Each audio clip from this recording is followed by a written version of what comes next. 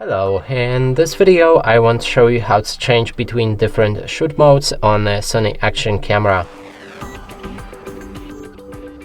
And to do this, first you will need to pair your camera with Imagining app. I shown you previously on how to do this. You can check a playlist to find this video. Now right here inside the app we have modes in this button right here. There's 3 of them. First one is a camera mode, and that captures only one photo, and here you'll be able to adjust its settings like add timer or change content shooting settings. And here's a, I think, burst shot, and this one I'm not sure what it is, but it's okay. So here's a timed burst shot, and here's a not timed burst shot, I think. Anyway, let's move on to the video. Here you'll be able to record the videos, and the last one is a time lapse.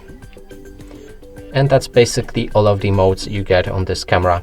And that's it for this video. Hope you like it. Please consider subscribing to our channel, leave a like and a comment below.